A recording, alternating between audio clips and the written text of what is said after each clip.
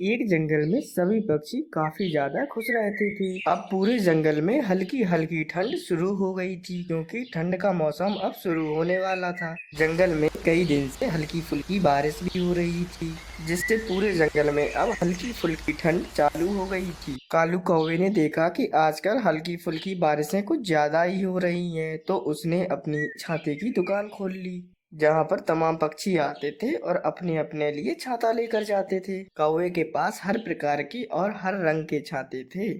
अरे आओ पक्षियों, ले जाओ रंग बिरंगे छाते ले जाओ, लाल पीले हरे नीले हर तरह का छाता उपलब्ध है। आ जाओ मेरे भाइयों, आ जाओ मेरी बहनों, ले जाओ अपने घोंसलों के लिए मजबूत छाते ले जाओ। फिर उस कौवे के पास एक तोता अपने लिए छाता लेने के लिए आता है।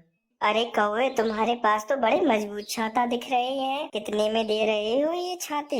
अरे तोते भाई, तुमसे क्या सोचना, तुम तो अपने हो। बस तुम 2 गंदुम के दाने दो और कोई भी छाता ले जाओ।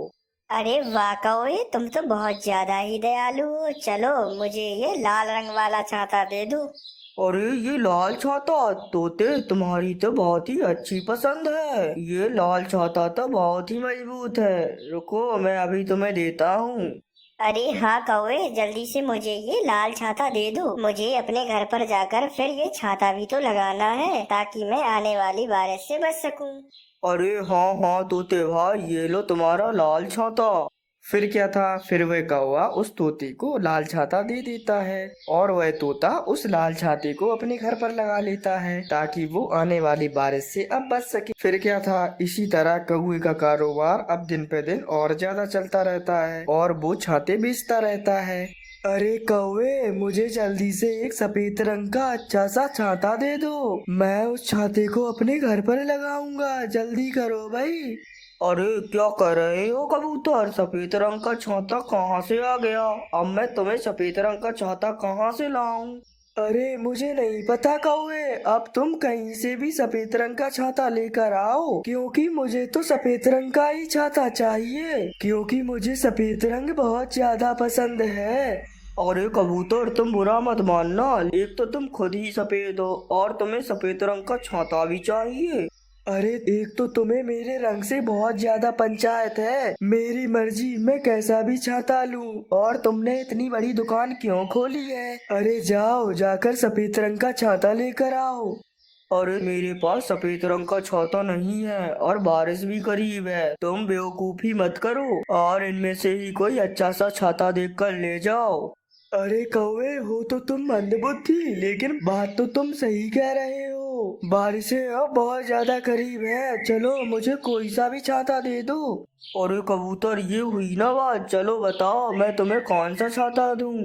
अरे कौवे, अब मुझे मन नहीं है, तुम अपनी ही पसंद से कोई भी छाता दे दो, मैं ले जाऊंगा। फिर क्या था, वो कौवा कबूतर को एक छाता दे देता है, और वो कबूतर वो छाता ले जाकर अपने घर पर लगा लेता है। फिर इसी तरह से कौवे से काफी पक्षियों ने छाते ले लेकर अपने घरों में लगा लिए थे, ताकि वे बारिश से बच सकें और उनका परिवार बारिश से सुरक्षित रहे। लेकिन मीनू चिड़िया ने तो अभी तक कौवे से छाता लिया ही नहीं था, क्योंकि वो इस बात से अनजान थी कि कौवा छाता बेच रहा है। फिर कुछ दिनों के बाद मीनू चिड़िया का दोस्त तोता वहाँ आकर बैठता है। अरे मीनू चिड़िया, तुम किन ख्यालों में व्यस्त हो? अभी तक तुमने अपने घर के लिए छाता नहीं लिया, बारिशें बहुत ज्यादा करीब है। अरे तोते भाई, मैं अभी अपने घर को बारिश से सुरक्षित करने का ही सोच रही थी, लेकिन मुझे समझ नहीं आ रहा कि मैं छाता कहाँ से लाऊं। इस पूरे जंगल में मैंने ढूंढा, लेकिन मुझे छाता कहीं पर भी नहीं मिला। अरे मीनू चिड़िया, तुम्हें नहीं पता क्या, कालू कौवा छाता बेच रहा है। उसके पास हर प्रकार के रंग बिरंगे छाते हैं, और जंगल के सभी पक्षियों ने उससे छाते ले लेकर अपने घर पर लगा लिए हैं, और उनके घोंसले अब बारिश से सुरक्षित भी हैं। अरे तोते भाई, मुझे अभी तक पता ही नहीं था कि कौवा छाता बेच रहा है, वरना मैं सबसे पहले जाकर उससे ही छाता लेती। अरे मीनू चिड़िया, लेकिन अब तो तुम्हें पता चल गया ना। जाओ जाओ, जल्दी जाओ और उस कौवे से छाता लेकर आओ, कहीं उसके पास छाते खत्म ही ना हो जाए। अरे हाँ तोते भाई, मैं अभी जा रही हूँ और अपने घर के लिए कोई अच्छा सा सुंदर सा छाता लेकर आती हूँ। फिर क्या था, अब मीनू चिड़िया फौरन छाता लेने के लिए निकल जाती है। इरी मैं भी कितनी बेवकूफ हूँ। यहाँ कौवे भैया इतनी अच्छी अच्छी छाते बेच रही हैं और मैं पूरे जंगल में छाते ढूंढ रही थी। तभी मीनू चिड़िया उड़ ही रही होती है, तभी उसकी नजर जमीन पर पड़े हुए एक तरबूज पर पड़ती है। इरी इस तरबूज को क्या हो गया? मैं अभी जाती हूँ और देखती हूँ। फिर क्या था, मीनू चिड़िया जमीन पर तरबूज के पास आकर बैठ जाती है। इरी तरबूज भाई, आपको क्या हो गया है? आप इस तरह फूट फूट कर क्यों रो रहे हैं? अरे मीनू चिड़िया, मेरे बच्चे को किसी ने मुझसे दूर कर दिया। वो देखो, वो कितना दूर पड़ा हुआ है, पता नहीं वो किस हालत में होगा। फिर मीनू चिड़िया देखती है कि तरबूज का एक छोटा सा बच्चा उससे बहुत दूर पड़ा होता है। अरे तरबूज भाई, बस इतनी सी बात, आप इतनी सी बात के लिए इतना परेशान हो रहे हैं और फूट फूट कर रो रहे हैं। मैं अभी जाती हूँ और उस तरबूज को लेकर अभी आपके पास आ जाती हूँ। फिर मीनू चिड़िया उस तरबूज को लाकर उस बड़े से तरबूज के पास रख देती है। अरे मीनू चिड़िया, तुमने आज मेरी बहुत सहायता की है, तुमने मेरे बच्चे से मुझे मिला दिया। अगर तुम्हें कभी मेरी मदद की जरूरत हो तो मुझे जरूर बताना। अरे शुक्रिया की कोई बात नहीं तरबूज भाई, अब मैं जा रही हूँ। मुझे अपने घर के लिए एक अच्छा सा छाता भी तो लेना है। फिर मीनू चिड़िया उस कौवे के पास पहुँच जाती है और उससे अपने लिए एक छाता मांगती है। अरे कौवे भाई, मुझे अच्छा सा एक छाता दे दो ताकि मैं अपने घर पर लगा सकूं। अरे मीनू चिड़िया, तुमने काफी ज्यादा देर कर दी, अभी अभी आखिरी छाता भी बिक गया। अब मेरे पास कोई भी छाता नहीं है। अरे ये क्या कह रहे हो कौवे भाई? अब मेरा क्या होगा? मेरे पास तो कोई छाता भी नहीं है, अब मैं बारिश से कैसे बचूंगी? फिर क्या था, उसी वक्त बहुत तेज बारिश शुरू हो जाती है।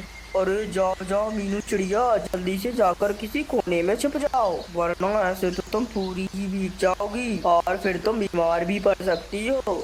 फिर मीनू चिड़िया इतनी तेज बारिश में उड़ रही होती है और वह पूरी भीग चुकी होती है। वह कोई कोना तलाश कर रही होती है कि जहाँ जाकर वह आराम से छुप जाए और अपने आप को सुरक्षित कर ले। फिर दोबारा मीनू चिड़िया को वो तरबूज और उसका बच्चा नजर आता है। मीनू चिड़िया उन दोनों के पास जाकर बैठ जाती है। अरे मीनू चिड़िया, तुम ऐसी बारिश में क्यों भीग रही हो? क्या तुम अपने लिए कौवे से छाता लेकर नहीं आई? अरे नहीं तरबूज भाई, कौवे के पास सारे छाते खत्म हो चुके हैं, अब उसके पास कोई भी छाता नहीं है। अब मुझे ऐसे ही भीगना पड़ेगा। अरे मीनू चिड़िया, ऐसा कुछ नहीं होने वाला, मैंने तुमसे कहा था कि मैं तुम्हारी मदद करूंगा। ये लो, ये एक खोखला तरबूज है, तुम इस तरबूज से एक छाता बना सकती हो। फिर मीनू चिड़िया उस तरबूज से एक अच्छा सा छाता बना लेती है और वह उस तरबूज का शुक्रिया अदा करती है। फिर क्या था, फिर वह मीनू चिड़िया उस छाते को अपने घर पर लगा लेती है और अब वह मीनू चिड़िया बिल्कुल सुरक्षित होती है। इस कहानी से हमें ये प्रेरणा मिलती है कि हमें सभी की मदद करना चाहिए। मदद करने से बड़ी बड़ी परेशानियां खत्म हो जाती हैं।